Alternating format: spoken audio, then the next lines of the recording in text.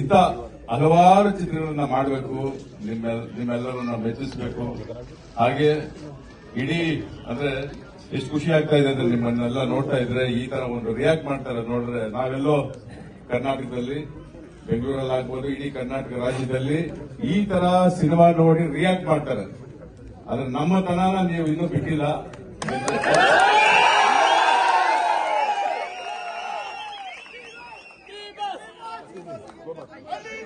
ಇಂಥ ಒಂದು ಚಿತ್ರಾನ ಮಾಡಬೇಕು ಅಂದ್ರೆ ಮುಖ್ಯವಾಗಿ ಓವರ್ ಆಲ್, ಯಾಕಂದ್ರೆ ಒಂದು ಕತೆ ಸಿಗಬೇಕು ಅಂದ್ರೆ ಸಮುದ್ರದಲ್ಲಿ ಮುತ್ತು ಈಜೆ ಸಿಗ್ಬೋದು, ಆದ್ರೆ ಒಳ್ಳೆ ಒಂದು ಕತೆ ಸಿಗೋದು ತುಂಬಾ ಕಷ್ಟ. ಆಯ್ತಾ? ಅದಕ್ಕೆ ಹೇಳ್ತಾ ಇರೋದು, ಆ ಮುತ್ತಿಗಿಂತ ವ್ಯಾಲ್ಯೂಬಲ್ ಜಾಸ್ತಿ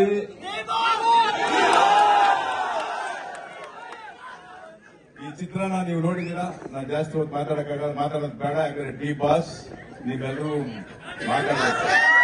ಈ ಸಂದರ್ಭದಲ್ಲಿ ನಿಮ್ಗೆಲ್ಲರಿಗೂ ಹೊಂದಿಸ್ತಾ ಈ ಚಿತ್ರದ ಮುಖ್ಯ ಕ್ಯಾಪ್ಟನ್ ಆಫ್ ದಿ ಶಿಪ್ ಅಂದ್ರೆ ನಮ್ಮ ತರುಣ್ ಅಷ್ಟು ಅಚ್ಚುಕಟ್ಟಾಗಿ ಈ ಚಿತ್ರನ ನಿರ್ದೇಶನ ಮಾಡಿದ್ದಾರೆ. ಹಾಗೆ ಹರಿಕೃಷ್ಣ ಒಳ್ಳೆ ಮ್ಯೂಸಿಕ್ ಮಾಡಿದ್ದಾರೆ.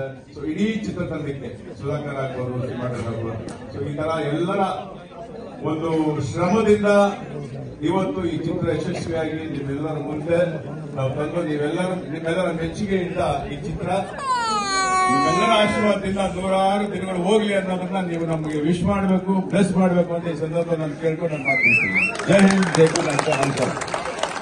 ಆಮೇಲೆ ಈ